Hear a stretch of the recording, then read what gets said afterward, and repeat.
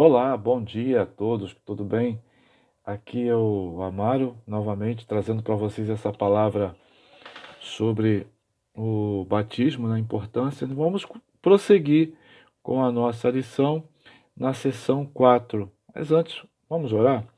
Pai, obrigado, Senhor, por esse dia, obrigado porque o Senhor nos permite tecnologia, nos permite formas de poder falar, ó Pai. Obrigado porque nós temos pessoas interessadas em aprender mais de Jesus e cumprir o seu mandamento, que é o batismo. Ao Senhor sempre toda honra, toda glória e todo louvor. Muito obrigado em nome de Jesus. Amém, Senhor. Queridas, nós vamos hoje falar sobre a sessão 4, como a nossa igreja é estruturada, e depois a ministra Alessandra vai falar sobre o que significa ser membro da Igreja Batista no Moneró, tá? Bom, a estrutura da nossa igreja. Em primeiro lugar, toda casa, toda igreja ou organização, ela tem uma estrutura. Isso é importante para que ah, as decisões sejam tomadas de forma coerente com que todos estejam de acordo. Na nossa igreja não é diferente, né? Porque lá em 1 Coríntios 13, 33, 40, vocês vão receber a apostila, está escrito assim: porque Deus não é Deus de confusão, mas sim de paz. Mas faça-se tudo decentemente com ordem. É necessário ter ordem, é necessário ter a decência, é necessário ter a organização. Por isso que a estrutura da igreja, com o pastor, a liderança da igreja, com os coordenadores, com os ministros, com as pessoas que compõem o corpo de uma igreja, isso é muito necessário para que as decisões, quando elas forem tomadas, elas serão tomadas na direção da igreja e passada para a membresia, aqueles que estão chegando e tudo mais, né? Como a nossa igreja ela é estruturada? Como? Como que a Igreja Batista no Moneró ela é estruturada? A estrutura da igreja ela não pode ser determinada por cultura, práticas empresariais ou mesmo tradições denominacionais. O nome é um pouquinho difícil de falar. Denominacionais. Bem, a nossa igreja ela tem um estatuto, como toda igreja tem, né? E isso facilita com que, meu irmão, eu posso ver como é que está aí as entradas da igreja, eu posso ver como que estão os dízimos de oferta? Pode, você pode, todo mundo pode, né? O que ocorre é que também não somos uma empresa. Tem CNPJ porque o governo exige que tenha CNPJ para evitar falcatruas, roubos, essas coisas todas. Como a maioria das ONGs, a maioria do das entidades que existem por aí, né, para não ter problema, porque nós temos que prestar conta para o governo das entradas, do dízimo, o que foi aplicado, né? Então, isso é necessário para que a gente trabalhe com ordem e decência, né? A natureza da igreja. A igreja é uma comunhão. Nós vivemos em comunhão. Por isso eu chamo vocês de irmã, chamo a Alessandra de minha irmã, né? Todo mundo de irmão. Por quê? Nós temos o nosso irmão primogênito, Jesus. Jesus é o nosso irmão mais velho, né? Então, por isso eu chamo você de irmão, de irmã, para que junto nós possamos ter uma comunhão, nós possamos ter uma só fala. É uma casa, casa de Deus, onde é composta da direção, da liderança e de irmãos, né? E aqui a palavra de Deus também fala assim: e perseveravam na doutrina dos apóstolos e na comunhão e no partir do pão e nas orações. Por isso, a comunhão ela se faz necessária. A maior prioridade da comunhão é a harmonia e união. A gente pode ter comunhão, né, comunhão uns com os outros, mas não ter muita harmonia, não harmonizar muito, quer dizer, não estar ali junto, partilhando as coisas. Isso ocorre muito, né? Então a prioridade é a harmonia e união. Tem que ter união. Eu chamo você de irmão, de irmã, não é à toa. Porque se não tiver harmonia e união, não adianta. Eu vou chamar você de irmão ou irmã, de uma forma comum, como todos se chamam aí fora, mas sem fazer nenhum sentido. E o sentido é esse, que haja harmonia e união, né? De uma forma tranquila, de uma forma harmônica. A gente lembra muito de sinfonia, né? Quem já assistiu uma sinfonia, são vários e vários instrumentos. Então, cada um trabalhando com o seu ministério, cada um trabalhando na sua forma, mas todos, cada um tocando o seu instrumento, vamos dizer assim, mas no final tem uma harmonia, tem uma música linda, né? Isso é muito bom, tá? Então, procurando diligentemente guardar a unidade do Espírito no vínculo da paz. Efésios 4:3. Assim, pois, sigamos as coisas que servem para a paz, as que contribuem para a edificação mútua. Romanos 14:19. Então, qualquer atitude que cause desunião é pecado. Qualquer problema, brigas, dissensões, qualquer coisa que exista é pecado. Então, por isso, na hora de tomar o dízimo, a ceia, é importante. Se você tiver algum problema com o seu irmão, vai lá, se acerta com ele. Meu irmão, me perdoa, tá? Eu errei, eu fui grosso, eu fui deselegante, eu fui. Falei coisa que não deveria, eu fui um fofoqueiro, um maldizente, me perdoe. E faz o concerto com o irmão e tome da ceia. Simples desse jeito. Pede perdão, né? Se possível, chame uma outra pessoa, reconhece o erro, acabou o problema, tá? Aqui tem vários versículos para vocês lerem depois, eu vou deixar que vocês leiam, não vou ler, tá? Mas vamos para o próximo, que é a implicação. Uma boa estrutura promove unidade e diminui diferença. Claro. Então, se você tem uma boa estrutura, essa estrutura, a direção passa para os ministros, passa para a coordenação passa para os líderes. Isso facilita com que a unidade, essa unidade um com o outro, facilite com que você seja atendido. Exemplo, lá em casa, olha, eu preciso de oração, está acontecendo isso vai para o líder. Do líder passa para a coordenação. A coordenação fala assim, meu irmão, o que está acontecendo? Liga para ele, vamos ver o que nós podemos ajudar. A coisa cresceu, é muito grande. Olha, precisa da direção da igreja. Então, assim, já aconteceram coisas na nossa igreja em que o telhado da irmã, ela foi embora com uma chuva, com tempestade. Perdeu tudo, os móveis, perdeu muita coisa. A igreja veio, ajudou, pessoas foram lá, líderes foram lá, o Ministério de Homens de Atitude foi lá e colocaram o teto da irmã de novo. Tem isso, aconteceu isso. E se você quiser, depois eu entro até, falo para você quem é, se a pessoa me permitir, tá bom? Então, uma boa estrutura promove unidade e diminui diferença, né? Vós ajuntais não para o melhor, mas para pior. Porque, antes de tudo, ouço, quando vos ajuntais na igreja, há entre vós dissensões. Não pode haver dissensões na igreja. Não pode. Não pode haver aquela panelinha. Não pode haver, eu gosto de fulano, não gosto de cicrano, né? Lógico, a gente tem pessoas que a gente se dá melhor um com o outro na comunicação, se entende e tudo mais, mas poxa, eu não posso dizer que eu não gosto, que eu detesto aquela pessoa. Então, onde é que está o amor?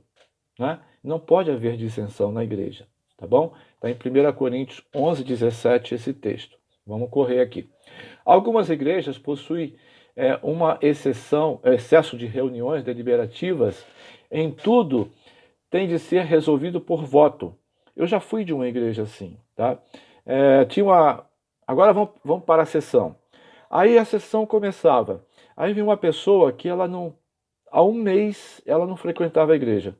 Aí fazia a pergunta, o que você acha de não sei o que e tal. Aí a pessoa, eu acho que deve assim. Então, gente, parava tudo, voltava a estaca zero, não conseguia andar, a coisa ficava parado. É muito complicado. Então, tendem a aumentar a diferença e criar divisões.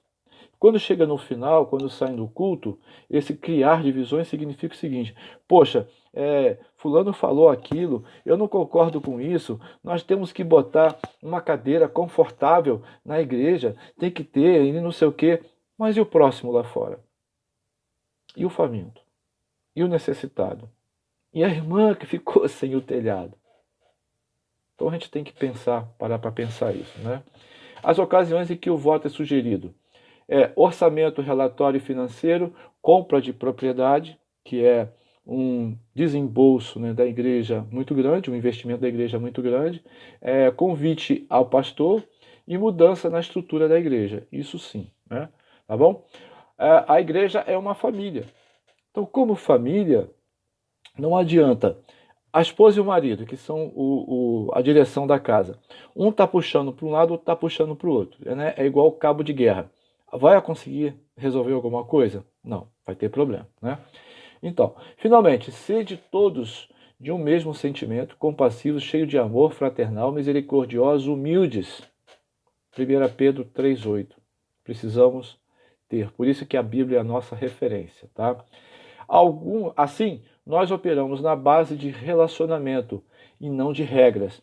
Meu querido, se você não tem um relacionamento, não sabe se relacionar com outras pessoas, está faltando alguma coisa em você para que você possa se relacionar com outras pessoas, porque nós, como seres humanos, nós precisamos um do outro. Nós somos pessoas relacionais. Por isso Deus nos deu duas orelhas, Deus nos deu uma boca para poder falar e nos relacionar, nos comunicar, nos abraçar, nos beijar. Nós somos relacionais. Se nós não conseguimos relacionar com o nosso próximo, com o nosso irmão, nós temos problema sério. E esse problema precisa ser tratado. Por isso, recomendo para você o 30 Semanas na Igreja Batista do Moneró. Tá bom? Vamos lá? Então, não repreendas asperamente a um velho, mas admoesta-o como a um pai, aos moços como a irmãos, a mulheres idosas como a mães, a moças como a irmãs, com toda a pureza. Querido, se você quer chamar a atenção de alguém, se você quer chegar e falar que aquela pessoa está agindo errado e tal, você tem todo o direito. Mas tem forma de você falar isso. Você pode apontar o dedo para o rosto da pessoa, você pode falar gritando com a pessoa, ou você pode chegar, falar com ela, abraçar ela, falar assim: querido, vem cá, vou bater um papinho com você. Olha só, o que você fez? Dá para você melhorar? Porque você foi grosso, você foi arrogante, você me maltratou, então maltratou aquela pessoa. Não precisa você fazer isso, né? Então tem forma de você falar, né? Tranquilo, calmo, sem alterar a voz, sem menosprezar o outro, sem humilhar ninguém, uma forma muito tranquila, né? Então, o pastor é aquele que governa bem a sua própria casa, tendo seus filhos em sujeição, com todo respeito. Pois se alguém não sabe governar a sua própria casa, como cuidará da igreja de Deus? Né? Fica aí o recado. 1 Timóteo 3, 4, 5, está escrito na Bíblia. Por isso, a Bíblia é a nossa referência para tudo. Né? A igreja é um corpo. A igreja é um corpo. E assim nós temos a definição de corpo, né, que é lá em 1 Coríntios 12, 27, Efésios 5, 23. Né? E 1, 23 também, Colossenses 1, 18, 2, 19. Está na apostila de vocês. Então, um corpo. Então, se nós somos um corpo bem ajustado, o que é um corpo bem ajustado? Um corpo bem ajustado composto de cabeça, tronco, membros. Aí, essa mão aqui, que é a minha mão direita, vai dizer: mão esquerda, eu não preciso de você. É um corpo. Se é um corpo, um precisa do outro. Né? Como é que eu vou abraçar uma pessoa? Né? Como é que eu vou usar? Vou abraçar só com a direita, com a esquerda não. Então, assim, é um corpo bem ajustado. Então, nós somos um corpo, não uma empresa. Conforme eu falei, tem o CNPJ porque o governo exige que tenha o CNPJ para a gente prestar conta daquilo que as entradas, os dízimos, daquilo que a igreja investe, né, para o governo, tá bom? Portanto, não é uma organização, tá? Não é uma organização.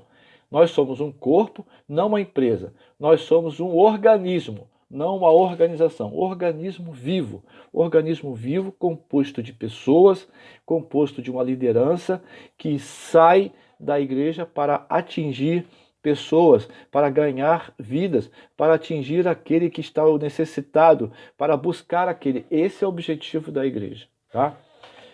Portanto, nós funcionamos na base dos dons espirituais e não oficiais eleitos. Está escrito lá em Romanos 12, 4, 6, um texto muito lindo. Pois assim, em um corpo temos muitos membros, conforme eu falei, né? Nem todos os membros têm a mesma função. Assim nós, embora muitos, somos um corpo de Cristo e individualmente membros um dos outros, de modo que, tendo diferentes dons, segundo a graça nos foi dada. Segundo a graça de Deus nos foi dada. Numa organização, manutenção se torna prioridade. Tem que ter manutenção. No organismo, ministério é que é a prioridade. Então, no organismo, conforme a nossa igreja é um organismo vivo, ministério é que é a prioridade. Por isso é que nós temos os ministérios da nossa igreja, da Igreja Batista no Moneró, né? Temos uma estrutura simples, desse modo podemos maximizar os ministérios e minimizar a manutenção. Maximizar os ministérios seria dizer assim, ministérios, homens de atitude, por exemplo. Todos os homens, maximiza, todos os homens a gente coloca ali nesse grupo e todos os homens são atingidos, ou seja, recebem uma palavra, todos os homens sabem o que está acontecendo e minimizar a manutenção. Então, um ministério dos homens, todos os homens da igreja que estão ali recebem o comunicado ou a comunicação ou uma palavra ou o direcionamento. Pronto, simples dessa forma, né? E Deus deu a alguns como pastores e mestres, tendo em vista o aperfeiçoamento dos santos para a obra do ministério para a edificação do corpo de Cristo. Efésios 4, 11 e 12. Tá? Nossa liderança. As pessoas são os ministros. Mas conforme eu falei, eu posso ser um ministro, mas você também é um ministro. Eu sou um pastor, mas você também é um pastor. Aonde você estiver, um pastor de Cristo. Não importa o pastor aquele que prega, mas você também é. Se você fala de Cristo, você também é um pastor, tá? Os pastores são edificados ou administradores e apacentadores. Por isso que o pastor, né, como igreja, ele tem um rebanho, já até respondendo a próxima pergunta 3 aí. A igreja é um rebanho, tá? Pode preencher aí, tá bom? Portanto, a igreja é cuidada e liderada por pastores. O pastor é aquele que cuida do seu rebanho, aquele que tira os carrapichos, aquele que cuida das feridas, aquele que trata, aquele que sara. Esses são os pastores, tá bom? Bom, portanto, a igreja é cuidada, tornou a perguntar-lhe Simão, filho de João, amas-me? Sim, Senhor. Disse, Pedro, tu sabes que te amo. Disse-lhe, pastoreia as minhas ovelhas. João 21:16. Há 3 palavras diferentes que são usadas no Novo Testamento que se referem ao mesmo líder da igreja, né, da igreja cristã, que são o poiem, que são um nome para pastores, aquele que pastoreia, poimen, presbíteros e episcopos, tá? Que é a mesma coisa praticamente. Aos anciãos, pois, rogo eu, apacentai o rebanho de Deus. De Mileto mando a Éfeso chamar os anciãos da igreja, e tendo ele chegado, disse-lhes, cuidai de vós mesmo, de todo o rebanho sobre o qual o Espírito Santo vos constituiu bispos para apacentardes a igreja de Deus. Atos 20, 17, 18, 28. Tá? Então, algumas perguntas eu até respondi para vocês. Eu vou até voltar aqui um pouquinho e dar uma pincelada novamente aqui. Vamos lá. Na página 20, né? Na página 20, a natureza da igreja determina sua estrutura. A igreja é uma comunhão. Preencha aí na sua apostila, tá bom? Depois, um pouquinho mais abaixo, a maior prioridade da comunhão é harmonia e união. Preencha na sua apostila, que a ministra Alessandra vai mandar para você, tá? Uma boa estrutura promove unidade e diminui as diferenças. Estou dando a cola, hein? Tá bom? Depois na página 21, logo lá em cima, a diferença, pontinho, pontinho, é criar divisões, né? Um pouco mais acima, desculpe, tendem a aumentar as diferenças e criar divisões, tá bom? A igreja é uma família, número 1. Depois, assim nós operamos na base de relacionamentos, que é a resposta, e não de regras. A igreja é um corpo. Portanto, nós funcionamos na base dos dons espirituais e não oficiais eleitos. Temos uma estrutura simples e podemos maximizar os ministérios e minimizar a manutenção. A nossa liderança são os ministros, os pastores são edificadores ou administradores, apacentadores. A igreja é um rebanho, o número 3. Portanto, a igreja é cuidada e liderada por pastores. Tá? Então, assim nós terminamos essa parte. E na próxima parte você vai ver com a ministra Alessandra o que significa ser membro da Igreja Batista no Moneró. Qual o significado? Qual a importância? Vamos orar? O tempo já está esgotando, 21 minutos já, e senão vai ficar um vídeo muito grande para vocês. Eu vou passar pelo YouTube, eu acho que vai ficar melhor. Abre o link e você vai poder acompanhar essa ministração, tá bom? Deus abençoe vocês, um ótimo domingo, um dia abençoado na presença do Senhor. Oremos. Pai, obrigado. Obrigado porque a sua palavra ela é clara, ela nos orienta, Senhor, em tudo aquilo que nós precisamos fazer. Obrigado pela vida da professora Alessandra e obrigado pelas meninas que estão ouvindo e ouvirão essa aula, Pai. Ao Senhor sempre toda a honra, toda a glória e todo o louvor, sempre. Muito obrigado, Pai. Em nome de Jesus, amém. Beijo para todas.